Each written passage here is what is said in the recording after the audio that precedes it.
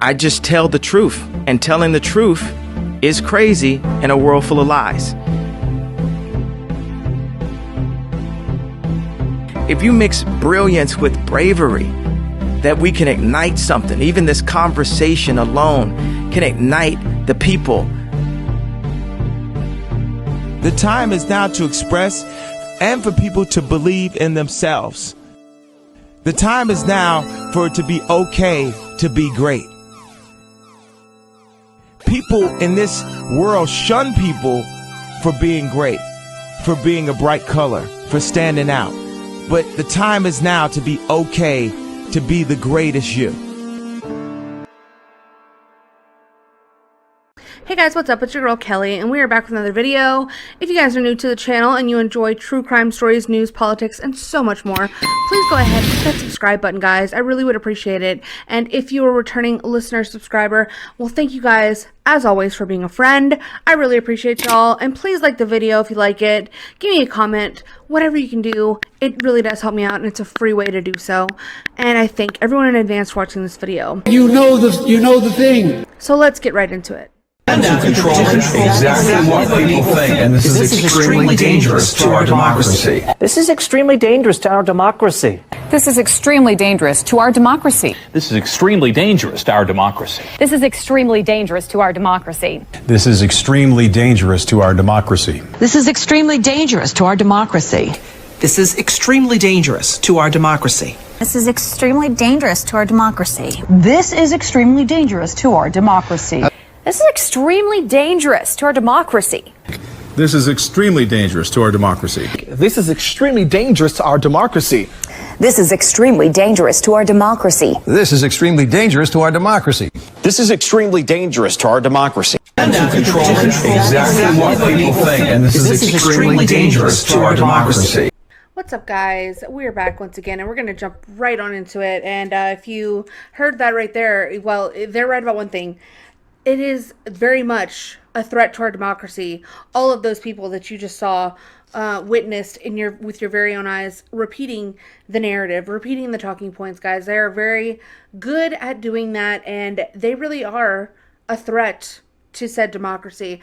And if you don't hate the media, if you don't hate journalists enough, you need to rethink it, because I don't think that you do, okay?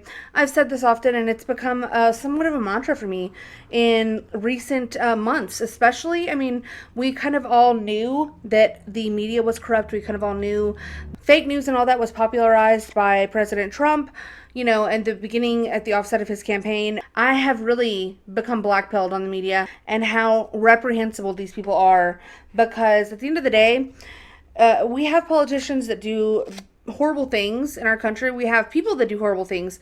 But if people can't rely on the press and journalists to do their jobs and to just give, you know, obviously there's going to be bias in people's reporting, because people are biased in general, but just, you know, the basic amount of fairness and the basic amount of critical thinking. There was a time when I thought that, like, corrupt politicians and people in positions of power were the biggest enemy and the biggest threat that we would have to face in order to regain control of the country and to turn things around.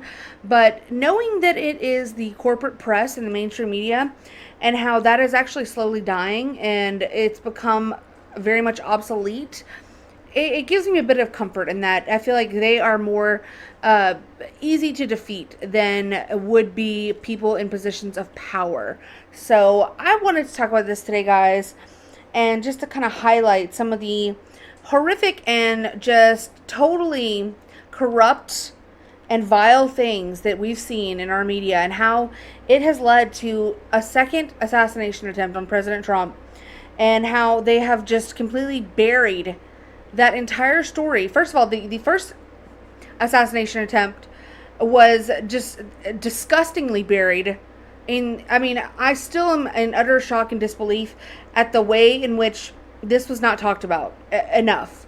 I mean, I honestly feel like it should still be a lead story, like months later.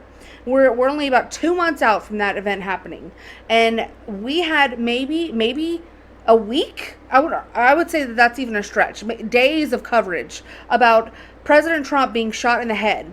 And now here we are, come full circle, and we've had another attempted assassination. It's not even the only ones. There have been other thwarted attempts that people have made on President Trump's life. And this guy got close enough to have a rifle in President Trump's vicinity on a golf course, not knowing how he got access to knowing what President Trump's schedule was, how he was able to get a rifle that near that, Trump International golf course. All of these questions that have not been answered, that haven't even been asked by the mainstream media.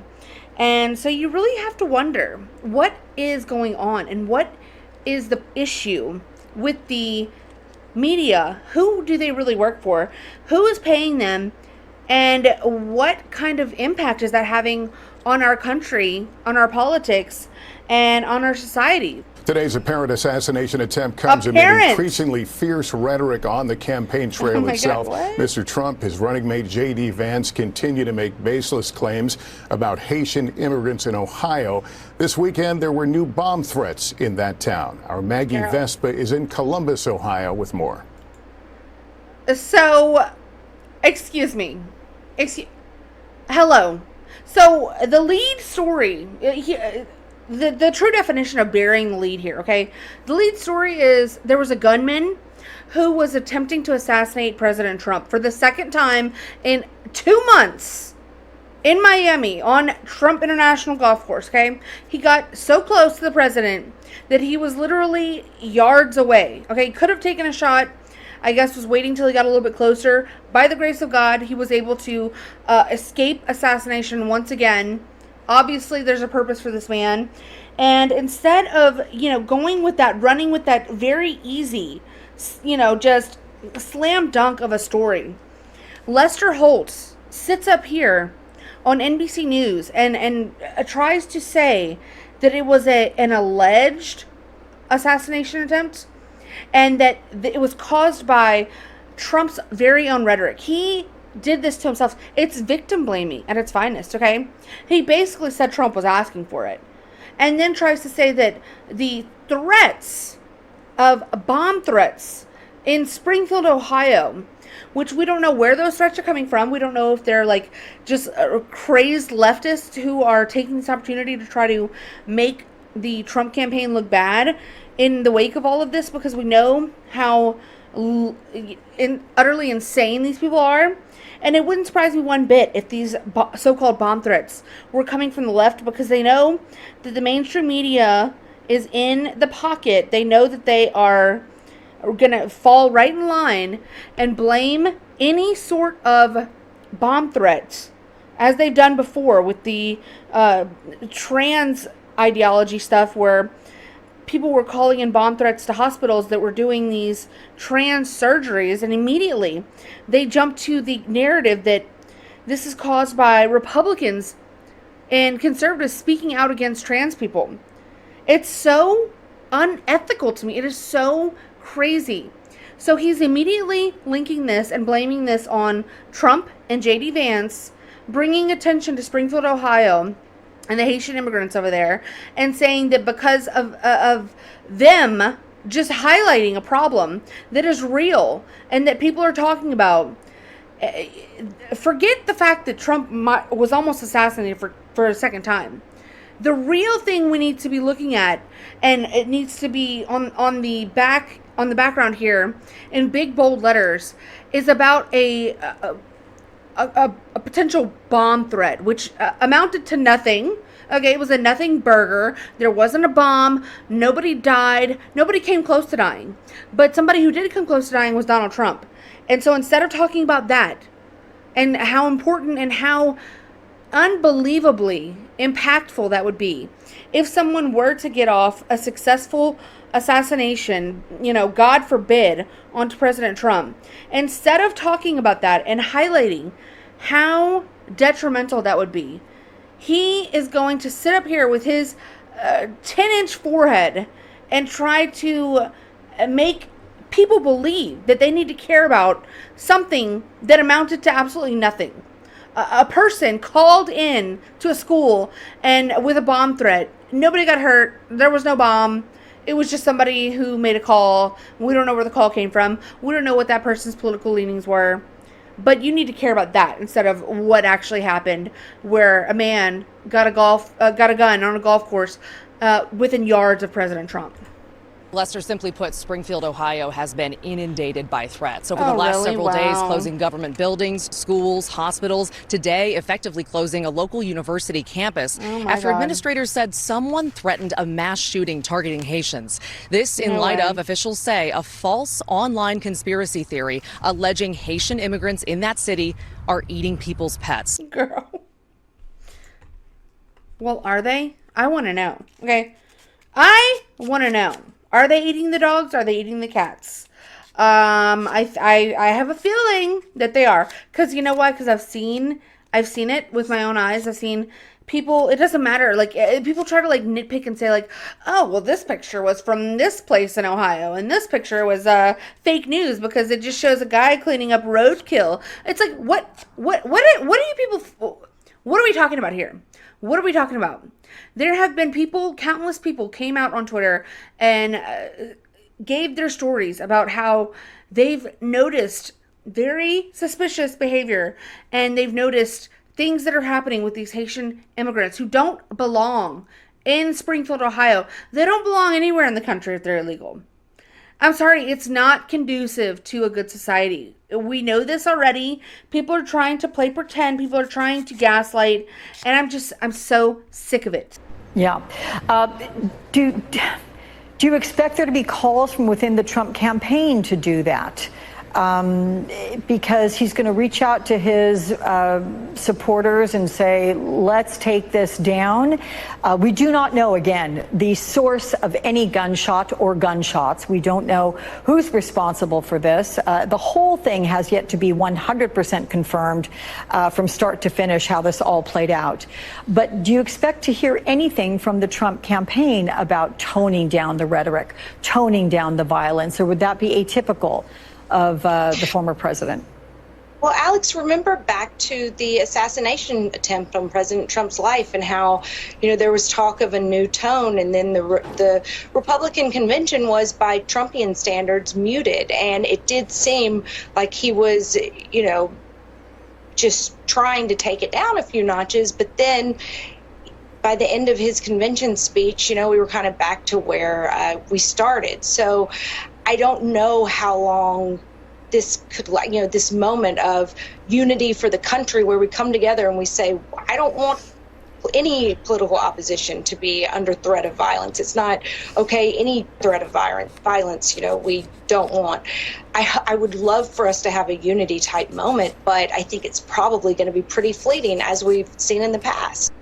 Oh, would you just love a unity type moment? Is that what you want? You just would love that? You would just love that so much? I just don't even know why there aren't uprisings all over the country, and maybe there will be. People need to start taking to the streets. This is a dictator. There needs to be unrest in the streets for as long as there's unrest in our lives.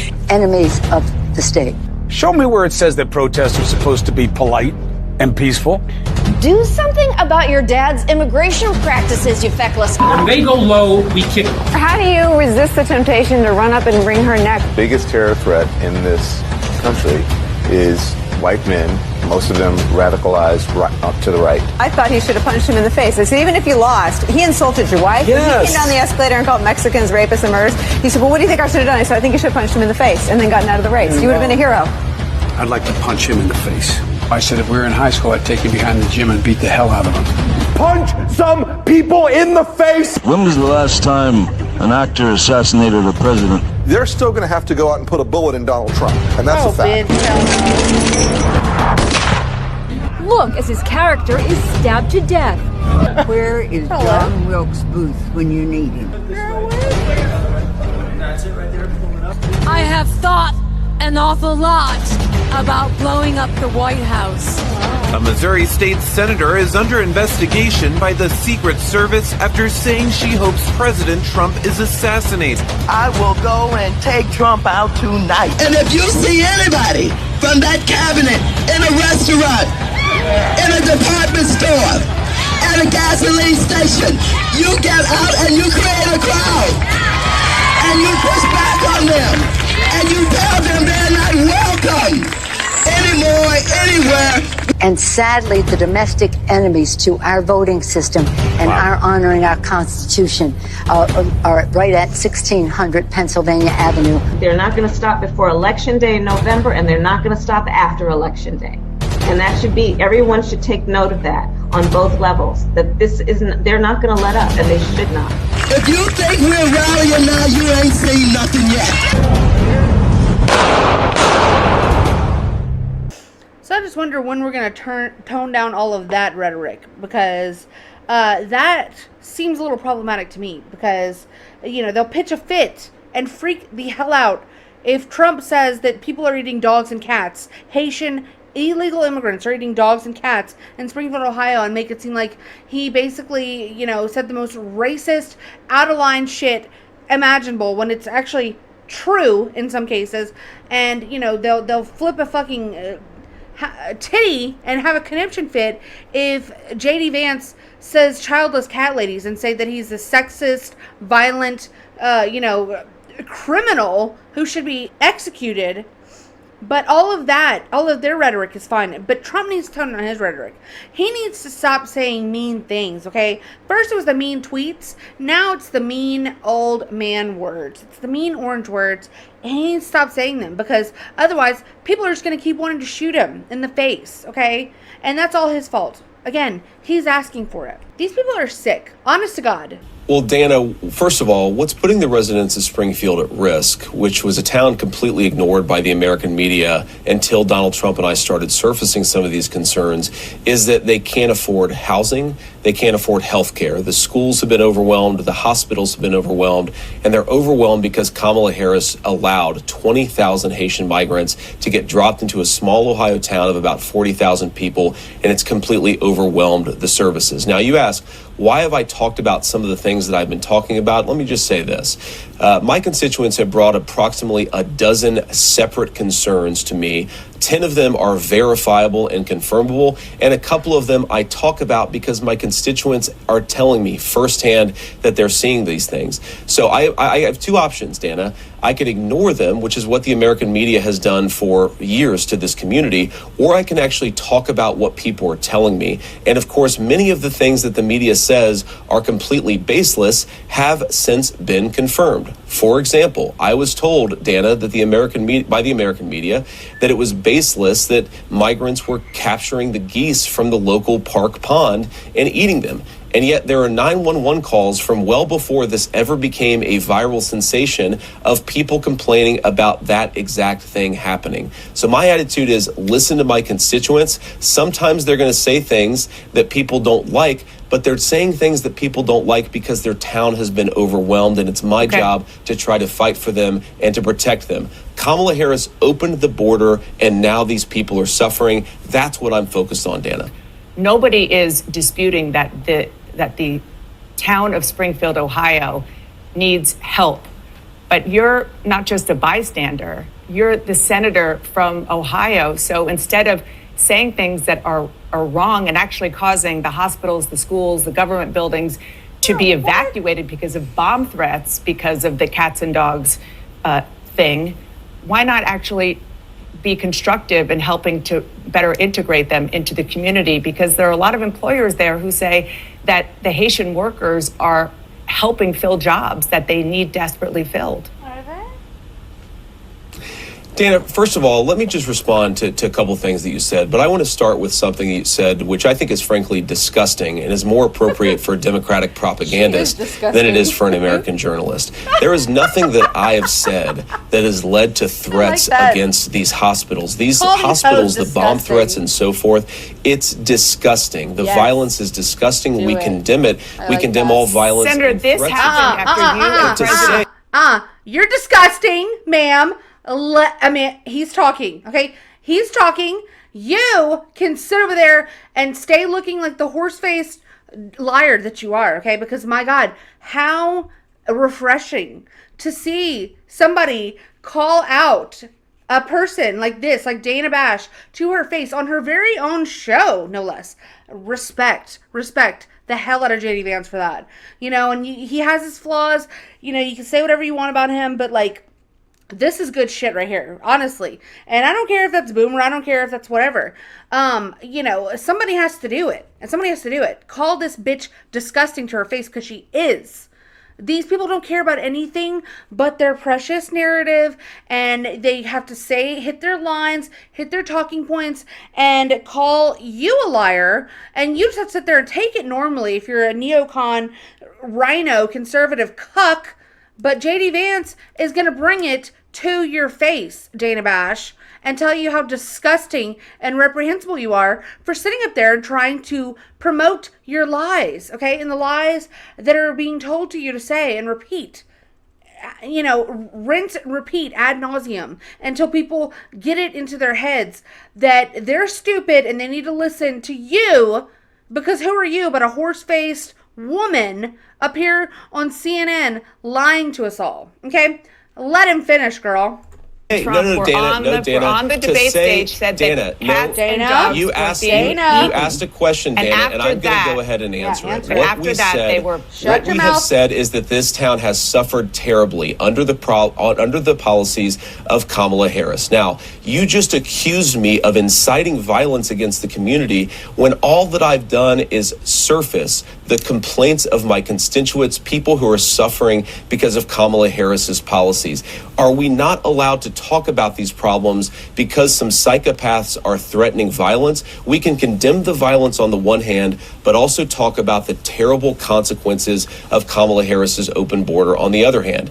Now, let me just fact check a couple of other things that you said, Dana, because it's important. You said that all of these migrants are in the country legally. They are in the country through what's called temporary protective status. Right. That is when Kamala Harris waved a magic amnesty wand, taking people and giving them legal status. That is not to say that they're here legally. That is a terrible indictment of her amnesty policies that have further opened the border and further caused terrible migration in this country. You might not agree with the policy, and obviously you don't, which is totally fair and legitimate. There are policy disagreements all the time. But the fact is, it is the law, because President Biden and Vice President Harris are. But I don't want to frankly go down. Of course you don't. This conversation about policy, Dana, because you made a point. You don't. I agree. You don't want to talk about policy. No, what I want to talk about. Instead of about the fact, Senator, that it was your distraction. Granted amnesty. You were the one who started talking about eating dogs and cats. Level. You were the one who brought this my up. Constituents the president were the said ones it to who talked 60 about eating million dog and people. cats, and I talked about it because you were ignoring this community. My constituents talked about it. Have you been to Springfield? It is my responsibility to surface their concerns when the American media. Have you been to Springfield? Dana, I've been to Springfield probably 100 times in my life. How about I've taken my children to get ice cream at Young's Jersey Dairy. Have you heard recently since you've gotten these calls? Have I been in the last 4 days? No, I haven't talking been about in the last 4 days, but I've talked to a lot of people in Springfield, Dana, and they're telling me this stuff is happening. Why don't you take your LARPing journalistic ass over to Springfield, Ohio, and do it yourself, girl? You're very much giving damsel in distress up there. Have you been to Springfield, Ohio? Why don't you do it, ma'am? Do you call yourself a journalist? Is that what you're calling yourself these days, ma'am?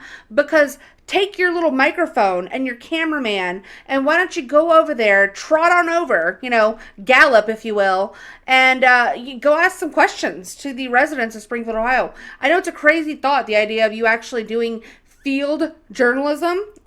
Insane, I know, but it is possible for you. You probably have the budget for it in your little show.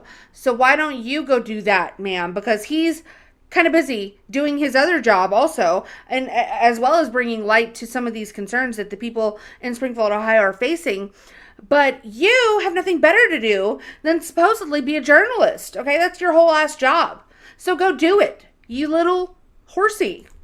Dana, would you like to ask me questions and then let me answer them, or would you like to debate me on these topics? I noticed that when you had Kamala Harris and Tim Walz, you gave them multiple choice answers to the questions that you asked, and you allowed them to answer the questions. I'm happy to be here to talk about policy, but if you're going to interrupt me every single time that I open my mouth, then why am I even doing this? Yeah. So please ask a question, and I'd ask you to be polite enough to let me answer it. He said, "Mind your manners, you dirty bitch." Okay, and I like that. I like the way he put her in her place. That was quite refreshing. Well, Dana. So, kudos to JD Vance. He really nailed it right there. And that whole like little interaction between them two went on for, I believe, 17 minutes, which is a very rather long segment for the, mainstream media news, who normally just has people on for like 5 minutes to get a quick soundbite and to try to just get them the stupidest question imaginable. But they actually had a long interaction here, and I would urge you guys to go watch it if you're interested in that, because he really ripped her to shreds. Okay, and it's a beautiful thing to witness. So yeah, love to see that. So this is just a portion of what we're dealing with here, guys. And when I say the media is the enemy of the people, this is what I'm talking about, because it should not be JD Vance who is speaking out and bringing attention to these things that are going on locally in our country. Okay, it's her job. It is her job. If you're curious about what's going on, you don't just put in a call to the Springfield, mayor or whoever the hell it is and ask him what's going on. Go talk to the people on the ground. Do your job. Okay, it's ridiculous. And we have, people who are independent, who are out there hitting the streets, really trying to talk to the people and get a firm grasp on what it is that's going on in the country and trying to bring light to this issue.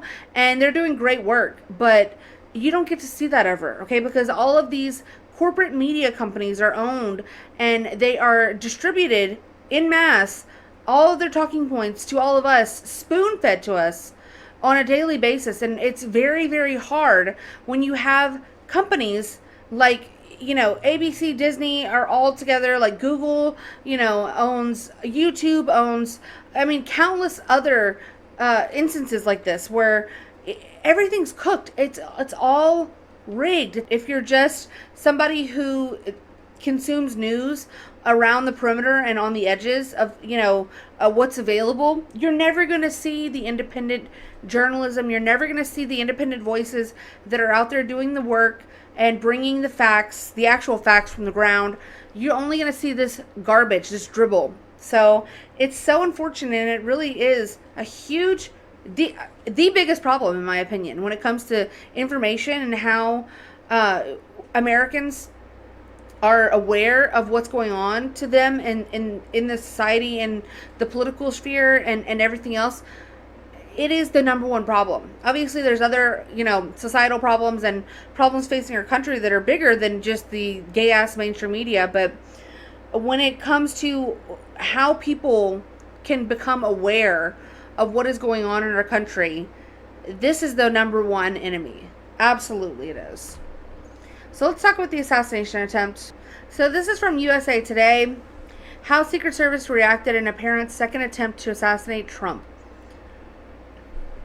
Okay, so it does have a correction. It says the story has been updated to reflect the distance between Donald Trump and the suspect. The distance was 300 to 500 yards, according to Palm Beach County Sheriff's Office. So it says a moving bubble of U.S. Secret Service agents thwarted what appears to be the second assassination attempt against Donald Trump as the former president was playing golf on Sunday. Agents fired on a suspect after seeing a rifle muzzle poking through shrubbery and a chain link fence that lines the boundary of Trump International Golf Course in West Palm Beach, Florida at around 1:30 p.m. Trump, who was not injured, was about 300 to 500 yards away from the suspect when agents opened fire. The suspect fled the scene, and agents recovered a rifle with a telescopic sight, 2 backpacks containing ceramic tiles, and a GoPro video camera, the Palm Beach County Sheriff's Office said in a news conference on Sunday. So he's going to probably do a little video, do a little YouTube video, maybe just do like a quick, reaction vid or something. He was doing a vlog. I don't know what the hell he was doing, and why would he just leave the rifle there? Very odd behavior, if you ask me, because it's like, first of all, how did he get the rifle there? How did he know where he could set up successfully? And what we now know is that he was actually there laying in wait, maybe not the whole time, but his phone was pinged near that location where he eventually would set up his little sniper's nest. And he was actively in that area as early as 1:30 in the morning the previous day. So for 12 hours, he was prepping and he was making the arrangements to set up in that location where he was eventually seen and thwarted by the Secret Service, supposedly. 12 hours, okay? And nobody thought to maybe walk the perimeter of the golf course. Nobody thought maybe to do a full sweep of that whole entire area before Donald Trump was allowed to gallivant on the golf course. I mean, am I crazy? I mean, what is with the perimeter issues that have been going on in regards to protecting Donald Trump's life? It's quite insane to me, in fact. So it says the suspect was arrested a short time later in a black Nissan SUV on Interstate 95, about 45 miles north of the golf course. So he got 45 miles away before they caught this person. Okay, and we're going to look at this thing, this absolute creature of a person. Okay, he's exactly what you would expect him to look like. I did want to talk about the assassination attempt because I haven't yet, and it's partially because I was waiting to see what was going to happen and what facts were going to come out. And I did so much coverage on the first assassination attempt. And like I said, that should still be one of the biggest news stories that is on the news right now. And the fact that the media was so done with it as soon as it happened is just mind-blowing. And it's so offensive to anybody who cares about a fair press and who cares about important news stories that could have an effect on this country, you know, for the rest of our lives. I mean, it really could change the course of everything that we hold near and dear to our hearts as, you know, what's good about this country, okay? It could ruin everything. And the media could not care less. So he was identified as Ryan Routh, 58, formerly of Hawaii and North Carolina. And he was charged with, get this guys, get this, possession of a firearm while a convicted felon, and possession of a firearm with an obliterated serial number in federal court on Monday. Oh my God. Whoa. Don't overcharge him there, guys. Let's take it easy. Okay, let's bring it down a notch. My God. I mean, easy on the charges for this guy who tried to assassinate, you know, President Trump. It's just, and could have potentially launched us all into, you know, civil war and absolute unrest had he been successful. Let's not go too far. Let's not do anything crazy like charge him with, you know, treason or attempted murder or anything like that. God forbid. But let's just give him possession of a firearm, okay? Which, yeah. I don't know how much time that carries, but it's probably not much. So phone records later indicated the suspect was in the area for nearly 12 hours from about 2 o'clock in the morning to about 1:30 p.m. on Sunday. And again, I will ask, how did he know that Trump would be there the night before? Because it was reported that this was a spur of the moment decision for him to play golf that Sunday. You know, it wasn't something that was on his official calendar where they put his planned events or his planned outings out to the public and the media. Nobody really had any intel on that besides people who were closest to President Trump. So how did he get that bit of information the night before? Okay, and you could argue that maybe he just assumed that Trump would be playing golf on Sunday, which is a safe assumption. I mean, for any golf-loving guy like Trump. But how did he know that golf course? I mean, what? It's so suspicious. It is so glaring what is going on here, that there is some sort of conspiracy. And I don't care to be labeled as crazy. You guys know that. But, like, it's almost laughable at this point if you don't question what it is that we're being what it is we're being shown and what it is we're being told, and how it's just being glazed over so viciously. If you don't question that on some level and say, hey, how did he get a rifle there? And just look at the map, okay? This is where the shooter was laying in wait for President Trump. This is where the hole would be, the fifth hole where they would eventually be putting.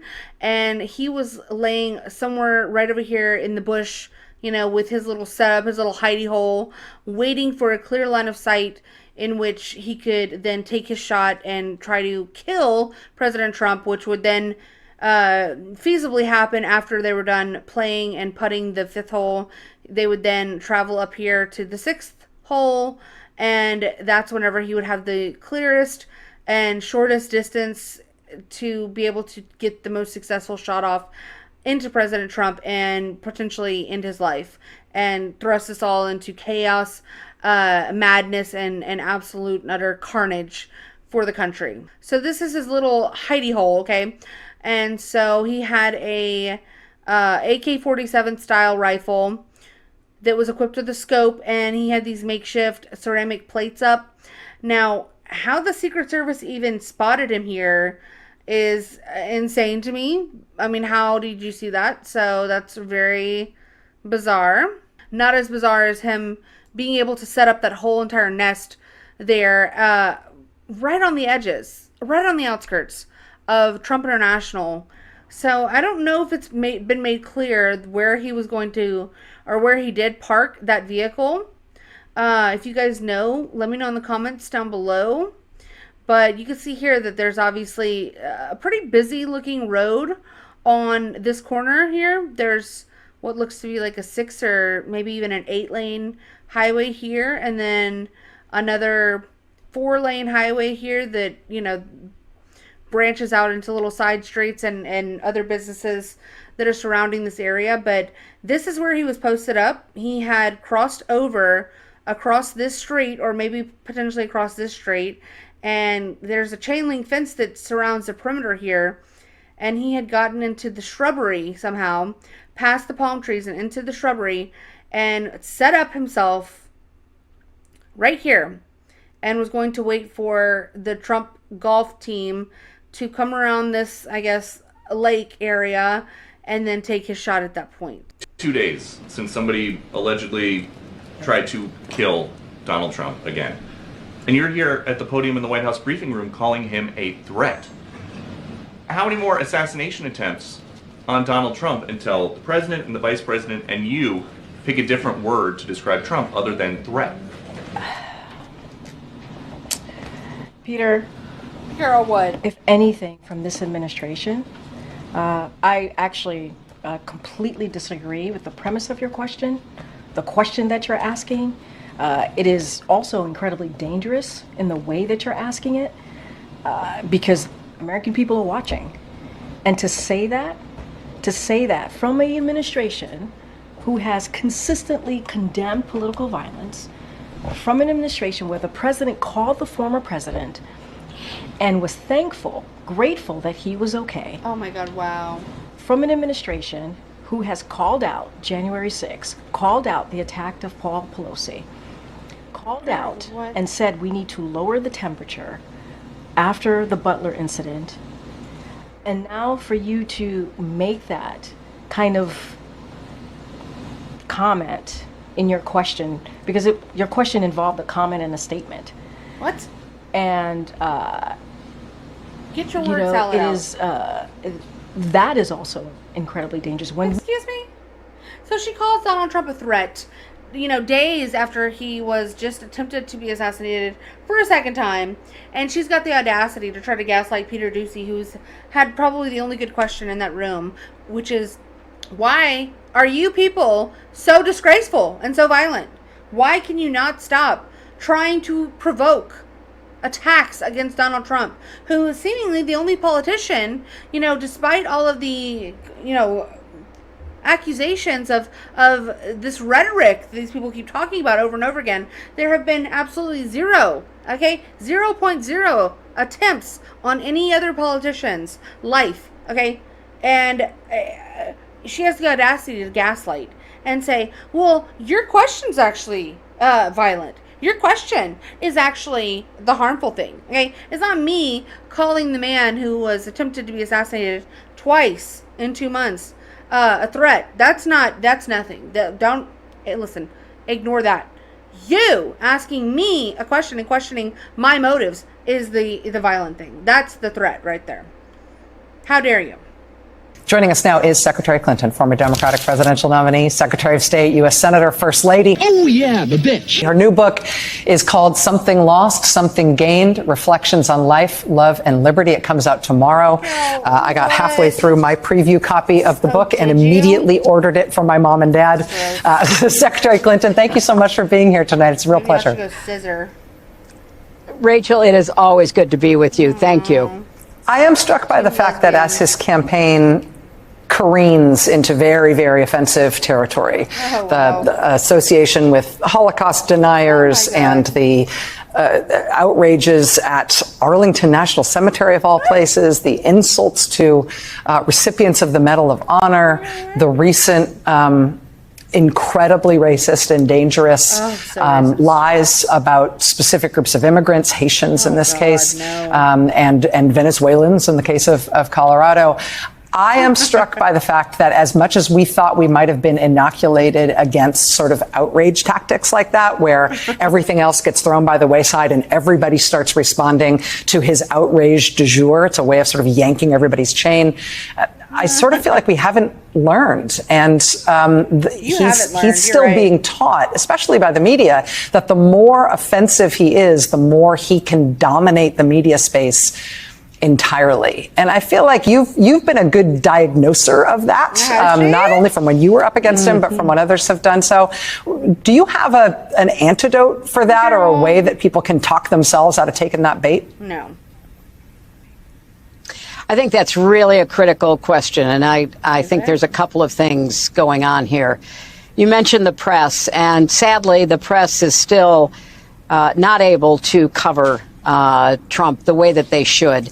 They careen from one outrage to the next. What was outrageous 3 days ago is no longer on the front pages, even though it threatens the physical safety of so many people, particularly, as you point out, immigrants that he and Vance have decided to demonize.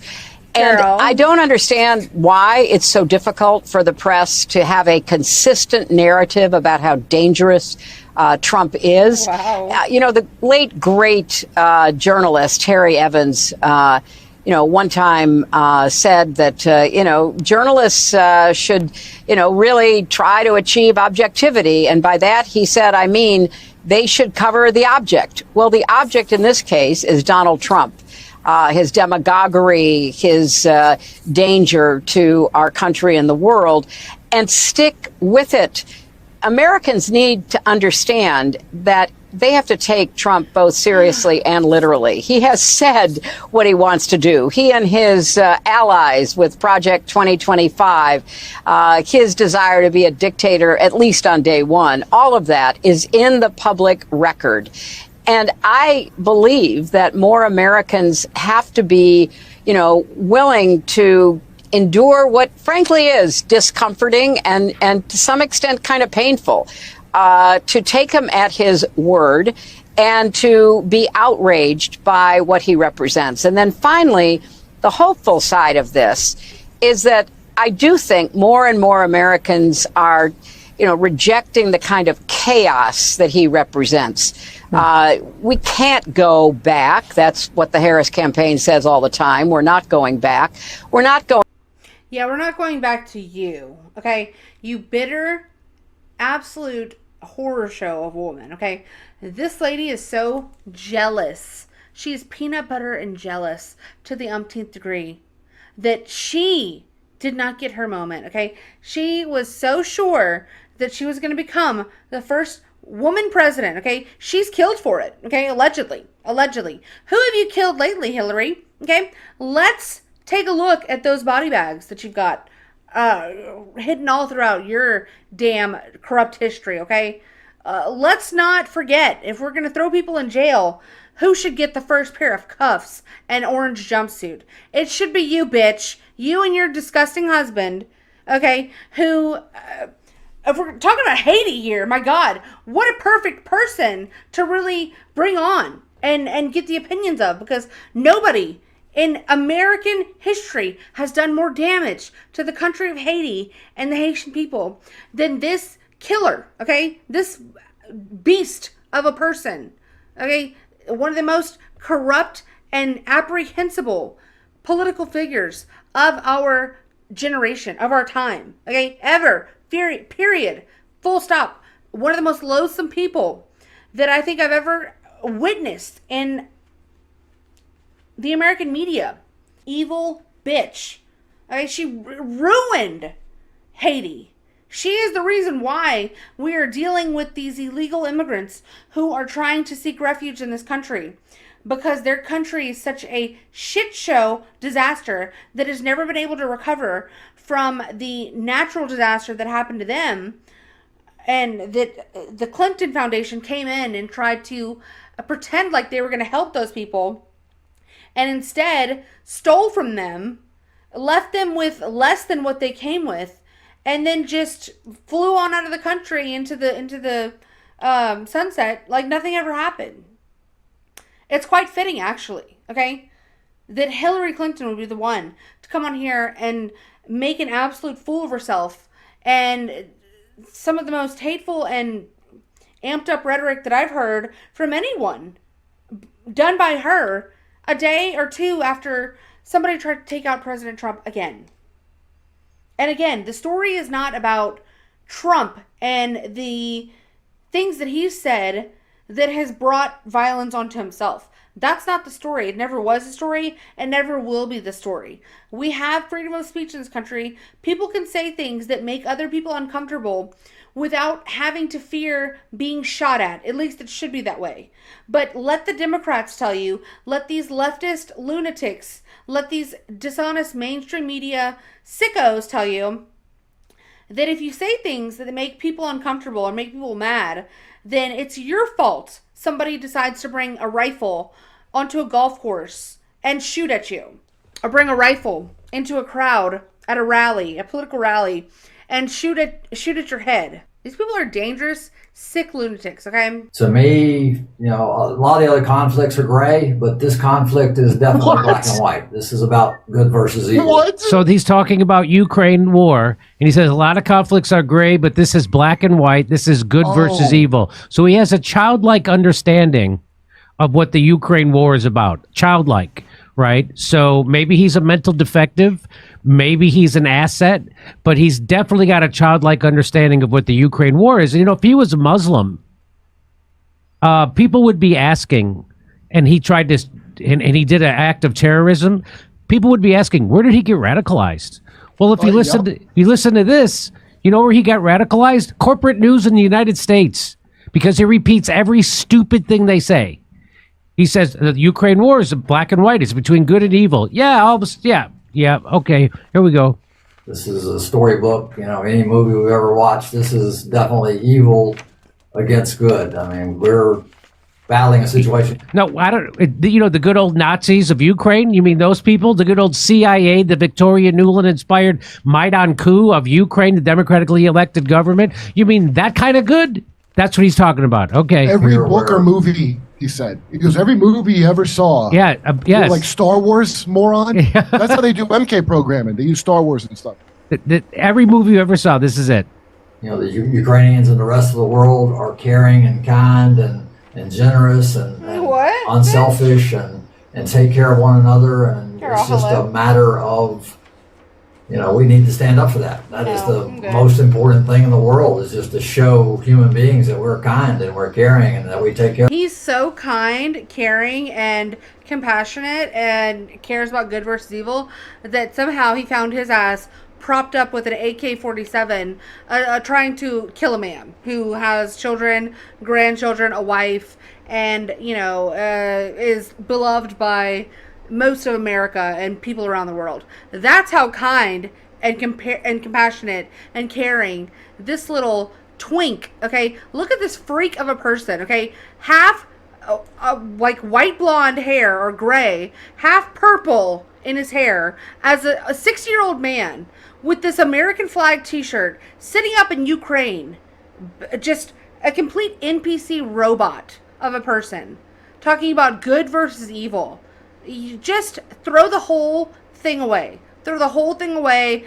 Family line, you're done. You got to change your last name. You're disgraceful. Let's deport them. His whole family can go live in Ukraine for all I care.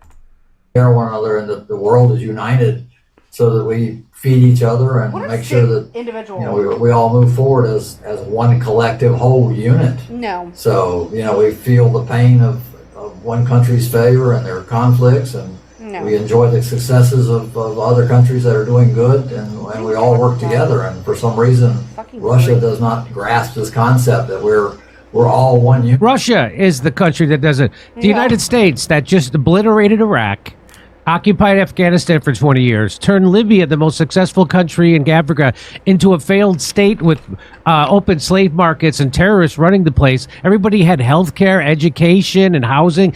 But nobody has any of that anymore. So here he is. This is Primo Radical tweets out, "This is your brain on MSNBC." This is this guy. And by the way, if you still are pushing Russiagate, I hate to tell you, this is what you look like. Yeah, you are that. You're a programmed imbecile. You're That's that what guy. A programmed imbecile does. You look like that guy's got more of an excuse because he had CIA handlers. That's If right. you just watch MSNBC, you got no excuse. You're a moron. False equivalency going on in the coverage of this race. Their objectivity actually is not objective at all. It ends up playing to Donald Trump's advantage every day. In an effort to appear balanced, to appear objective, mistakes are absolutely being made and standards are being applied to both candidates here when Donald Trump is a different animal. He is an insurrectionist. Well, the crew over at Morning Joe on MSNBC, the same crew that wanted Biden to continue running in this presidential race despite the fact that he was suffering from clear cognitive decline. Yeah, those people, they're furious that journalists would have the audacity of ever reporting anything negative on the Democratic nominee, Kamala Harris, because Trump he's a special threat. And so since they've decided that Trump is a very special threat, well, then journalists should hide information about Kamala Harris from you. So you don't vote for Trump and definitely vote for Kamala Harris. In other words, they want the media to manipulate you and do the exact opposite of journalism. Don't believe me? Well, why don't we hear co-host Mike Barnicle make his case? But there's a false equivalency going on in the coverage of this race, in that Donald Trump can say whatever crazy things he wants to say about submarines and sharks and electric batteries, whatever he wants to say. And it's not really covered in the sense that it's covered describing who said it, why he said it, and who the man is, Trump, out of his mind. And always in that story, in the equivalency, the false equivalency by too many reporters and too many American newspapers, there's also, by the way, Kamala Harris changed her mind on fracking. They always throw in something like that in coverage of the story. It's ridiculous. We don't cover the man for how dangerous he is. You don't cover the man for how dangerous he is? I don't know. I don't know what country I'm living in, but I feel like we get wall-to-wall coverage about Trump being a danger to this country. It is incessant. It is all they talk about on MSNBC. Did he just suggest that journalists shouldn't report on Kamala Harris changing her mind on fracking? Is that not an important policy that voters should be informed about? And also, is he under the impression that telling Americans the truth about where Kamala Harris stands on the issues automatically means that Donald Trump is going to win the election? You're supposed to cheerlead for my preferred candidate. What are you doing? How dare you talk about Kamala Harris and how she went from being against fracking to now saying she's totally in favor of fracking? How dare you? The media doesn't fearmonger about Trump enough? Has he considered that maybe, just maybe, the media had been fearmongering about Trump so much, so often, that Americans have become desensitized to it? Has he considered that? Has he considered the fact that Joe Biden ran his campaign almost entirely on Donald Trump is a threat to democracy and it wasn't working? Why do you think it wasn't working? This is the most brain-dead argument I have heard on MSNBC, and that is saying something, because there are a lot of brain-dead arguments made on MSNBC. But we're about to hear more. So Joe Scarborough argues that journalists who are trying to be objective actually end up helping Trump. So maybe don't be objective. Let's watch. Even Arlington, you've seen major newspaper outlets talk about, well, how will this impact Kamala Harris and the issue of Afghanistan after he goes? And he does a thumbs up and pictures. Well, and just acts like a brute and desecrates Arlington. That's not a time to say, well, how does it, but again, we see it time and time again. For some reason, the mainstream media, what are we, 9 years in to Donald Trump's era in American politics, still doesn't know how to cover Donald Trump. Their objectivity actually is not objective at all. It ends up playing to Donald Trump's advantage. Don't be objective because it plays to Donald Trump's advantage? Why? Because journalists want to answer a question about how Kamala Harris would handle Afghanistan, what her views on Afghanistan happen to be. Do the American voters have the right to know where Kamala Harris stands on those issues? Or should we be kept in the dark because Trump bad? Trump bad. That's what Joe Scarborough wants. He wants journalists to line up and say in unison over and over again, Trump bad, because that's been real effective, right? Listen, he wants to be a cheerleader for one side. That's great. Go be a cheerleader for one side. But don't sit there on your boring ass morning show where you try to gaslight the American public about Biden's mental health and pass judgment on people who are trying to get Kamala Harris to answer questions on something amazing, policy, where she stands on policy. Because there are voters out there, believe it or not, who aren't partisan hacks. Those are the individuals who actually end up deciding elections, and they want to know where Kamala Harris stands on policy. Simply hearing Trump bad over and over again doesn't work for them. I think the American people deserve to know where both candidates stand on policies. Don't insult the intelligence of voters. And more importantly, please don't pressure journalists to suck at their jobs by being nothing more than partisan hacks like Joe Scarborough is, like Mika Brzezinski is. It is unbelievable to me. So look. And so absolutely perfect point made by Anna Kasparian there from the Young Turks. I give her kudos because everything she said was right on point, and I absolutely agree with all of it because it is ridiculous at this point. The way that these journalists purport to be truth seekers, they purport to be people who you can trust to give you the, straight up facts about what's going on in the country. It's a joke at this point. Both sides. I mean, the left wing is obviously, in my opinion, extremely, significantly more egregious just because of the sheer amount of left-wing media sites that run corporate media is far outweighing right-wing media sites. So it's just a little bit unfair already to begin with. But then you add, the biases of these two sides, and it's just absolutely glaring, and it's dangerous. And this is what's causing all of the issues that we have in this country now, is the brainwashing that goes on and the propaganda that goes on by the media.